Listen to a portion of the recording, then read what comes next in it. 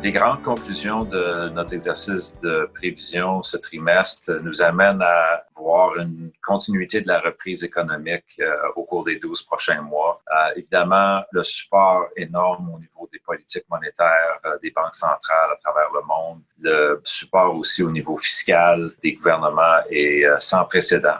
Donc, on peut voir que ces éléments vont aider la reprise économique mondiale. De plus, il y a une réouverture graduelle des économies. Et cette réouverture-là amène un rebond quand même persistant de l'économie mondiale. On est aussi optimiste avec les nouvelles qu'on voit au niveau médical, le progrès qui est fait sur les vaccins. On peut s'attendre à ce qu'il y ait un vaccin qui arrive là, en temps record pour COVID-19 d'ici la fin de l'année, début de l'année 2021. Et aussi, il y a le changement de l'attitude sociale, le port du masque qui est plus fréquent, distanciation sociale qui est implantée aussi. Et donc, ce qui fait qu'on arrive à contrôler le virus beaucoup mieux sans nécessairement fermer entièrement l'économie. Ce scénario principal n'est pas sans risque, par contre. On voit quelques risques qui sont toujours à l'horizon.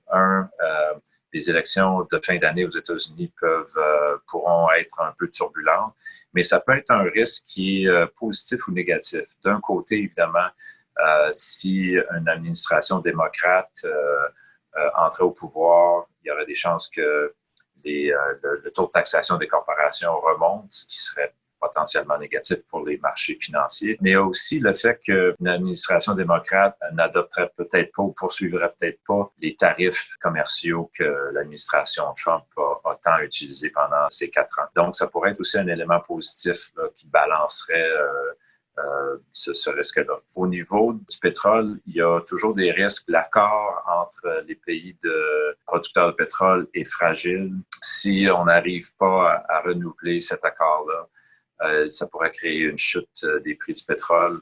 Donc, ça pourrait être particulièrement négatif pour l'économie canadienne qui est plus dépendante des prix du pétrole. On est aussi un producteur de pétrole à coût élevé, donc ça pourrait être néfaste pour nos investissements dans le secteur pétrolier. Finalement, le risque demeure aussi d'un conflit entre les États-Unis et la Chine.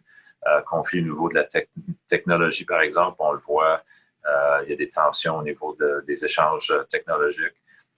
Donc ça pourrait aussi impacter le secteur technologie du marché boursier, qui a été le secteur qui a mené la reprise des marchés boursiers très fortement. Donc, des risques à suivre pour les 12 prochains mois. En termes de stratégie, on continue de recommander toujours une très grande diversification des portefeuilles. Dans un contexte où il y a encore beaucoup d'incertitudes, c'est mieux de pouvoir se diversifier de façon très large. On a recommandé depuis plusieurs trimestres maintenant une position dans l'or. Le prix de l'or a monté de façon importante, ce qui a amené une protection à l'intérieur des portefeuilles aujourd'hui. On continue de recommander l'or, bien que probablement que les prix ne seront pas aussi élevés là, que les 12 à 18 derniers mois. Le défi pour les portefeuilles balancés va être d'équilibrer les rendements des obligations gouvernementales, étant donné que les taux sont très, très bas. Probablement que les obligations gouvernementales n'offriront pas la protection qu'elles ont offerte dans les 10, 15, 20 dernières années, c'est-à-dire les rendements vont être plus faibles et donc offriront pas autant de protection que par le passé. Donc, c'est important de trouver des alternatives aux obligations gouvernementales. On suggère des obligations corporatives de haute qualité. On sait que les banques centrales ont supporté ce genre de titres pendant la pandémie.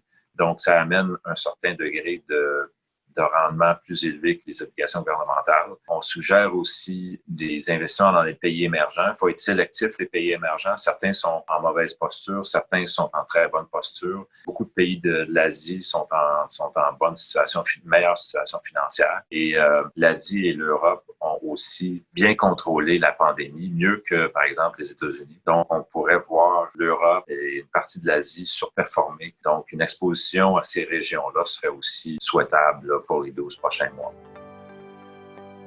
Au niveau des devises, je pense que c'est important de souligner qu'on entrevoit une certaine faiblesse du dollar américain dans les mois à venir. Le dollar américain, on a surévalué. Donc, le dollar américain aussi a perdu son avantage de taux d'intérêt. On sait que les États-Unis offraient des taux d'intérêt plus élevés que plusieurs pays dans le monde.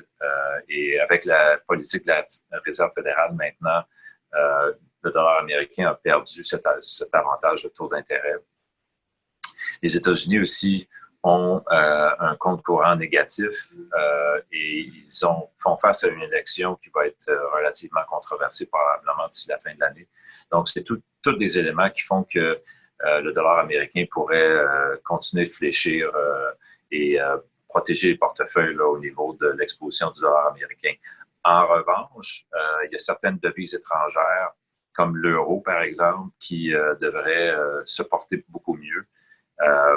Ils ont contrôlé la pandémie beaucoup mieux que l'Asie, que les États-Unis. Et avec le fonds de Rescue Fund qu'ils ont en Europe, ça devrait aider là, à sortir l'économie européenne de sa torpeur. Le dollar canadien, finalement, est un peu sous-évalué par rapport au dollar US. Mais on ne s'attend pas à ce que le dollar canadien s'apprécie de façon très grande. L'économie canadienne fait face encore à des défis. On craint aussi les prix du pétrole ne sont pas assez hauts pour avoir généré des investissements pour l'économie canadienne. Donc, le dollar canadien, on ne s'attend pas à une très forte hausse pour les 12 prochains mois.